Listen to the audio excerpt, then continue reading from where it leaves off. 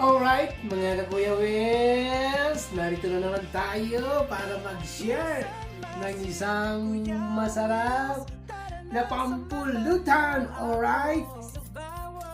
Meron tayo ditong pita ng manok. Ang gagawin natin ngayon, dahil gustong kumain ng sisig, pero manok, gagamitin natin. So, ito, kailangan muna nating idibon. Alright, matagal ng panahon ni Jai nagdidibon ng manok. So kailangan tanggalin muna natin yung itong excess na part niya. So hanapin natin yung joint dito. Yun.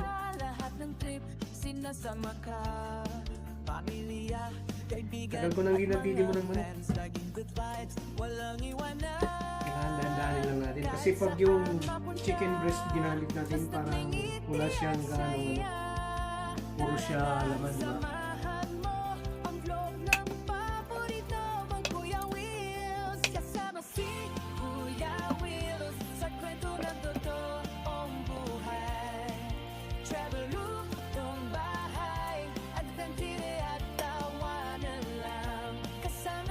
Natapos na natin mapulis. Ganito na yung itsura niya. So, hugasan muna na rin.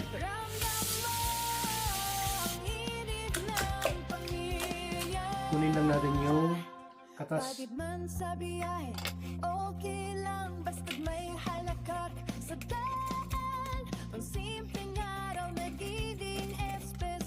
Pag may kasamang kwento ni Kuya Will, so keep time a family bond. Laging may love sa Ayan, after natin mahugasan, i-marinate muna natin siya ng mga 30 minutes. So, yung chicken, hindi natin tinanggalan ng balat kasi dagdag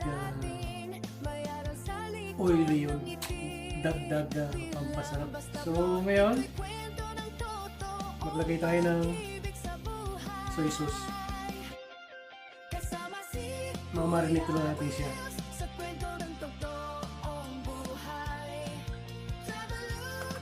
Then itong ating black pepper. At syempre yung ating lime juice. So, parati lang yung ilalagay natin. Dahil yung matitira, mamaya na natin ilalagay. salamat sa Alright. suporta nyo.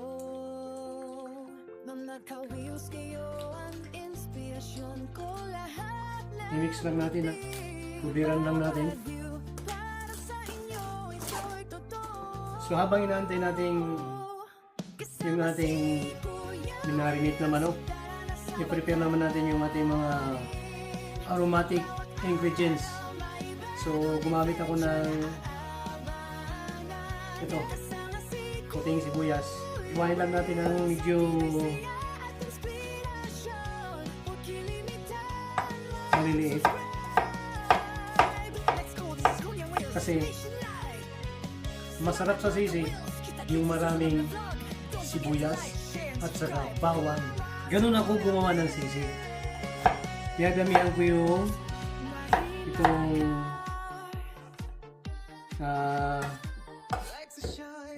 sibuyas at saka bawang. Kasi mas masarap pag maraming sibuyas at bawang.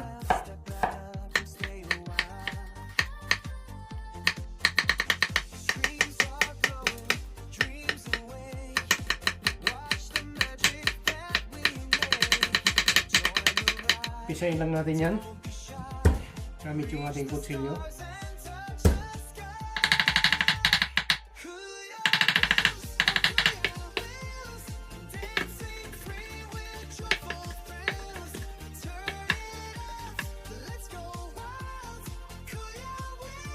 Ito yung pang-gagalis natin mamaya pag naluto din yung ating sisig.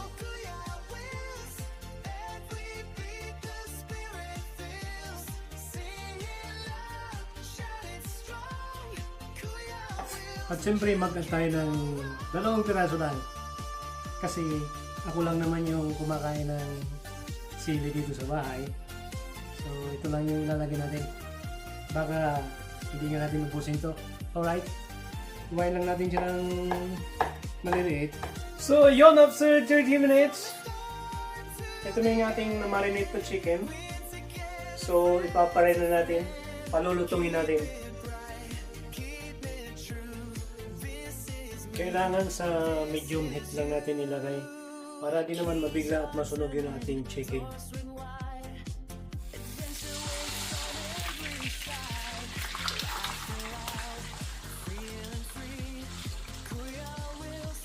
Ipapa-crispy lang natin ito. Habang inaantay nating maluto yung ating chicken, prepare naman natin yung ating mga ibang pampalasa. So, gagamit ako dito ng liver spread.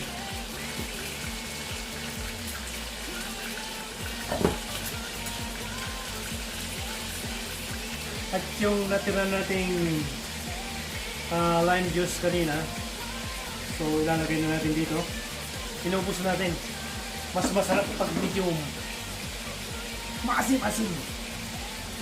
At siyempre maglagay ako ng kunting vinegar. Alright? And then samahan natin ng kunting soy sauce. At siyempre yung ating mayonnaise. Saka natin i-mix yung talagang smooth and sticky yung dating niya. Gagamitan natin ng manual na pang mix.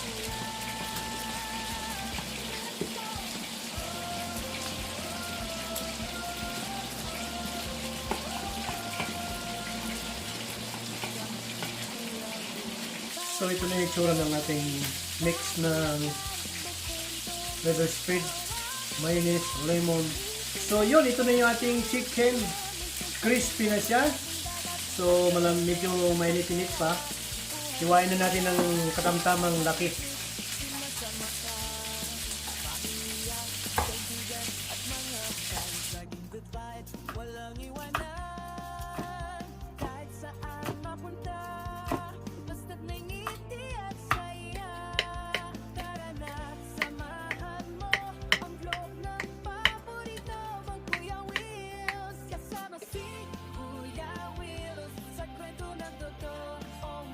So ayan, gamit natin yung ating mahiwagang kawali.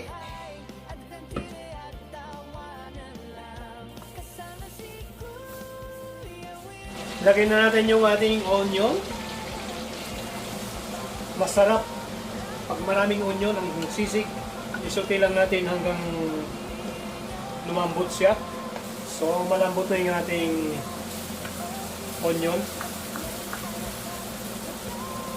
Lagay na rin natin yung ating garlic.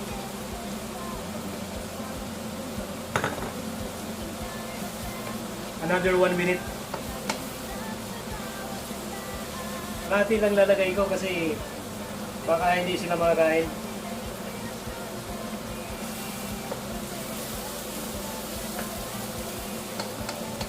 Lagay na natin yung ating chicken. At saka yung ating minix kanina.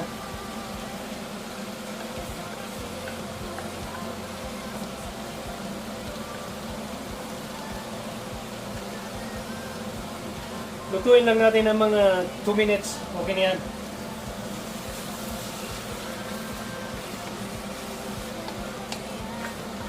Yun o. Naamoy ko na yung aroma ng ating niluluto.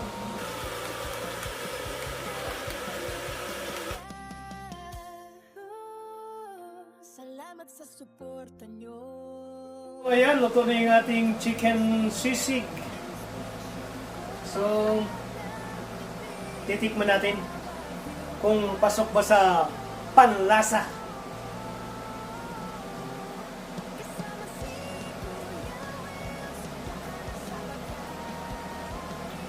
Ah, panalo.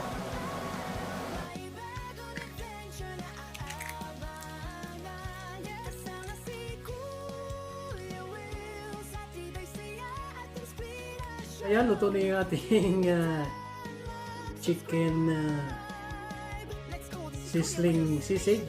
So, wala tayong sizzling plate. Kaya, dito na lang natin ilagay. Alright? Isang thumbs up dyan mga Kuya Wells. So tara, kain na tayo.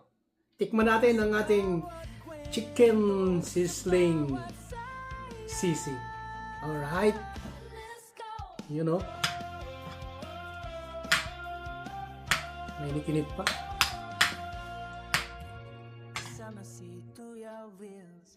Ay!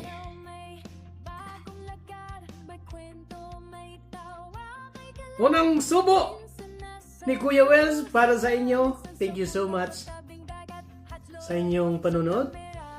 So kung nagustuhan mo ang video ito, please share and subscribe.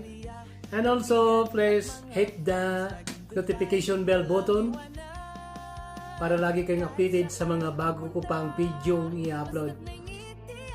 Ang sisig ni Kuya Wells version. Panalo. Kasama si Kuya Wills sa kwento ng totoong buhay. Travel lutong bahay, adventure at tawanan lang. Kasama si Kuya Wills, puno din sayang bawat trip. Sa bawat video, ramdam mo ang init ng pamilya. Pagod man sa biyahe, okay lang basta't may halakak sa daan. Ang simpleng araw nagiging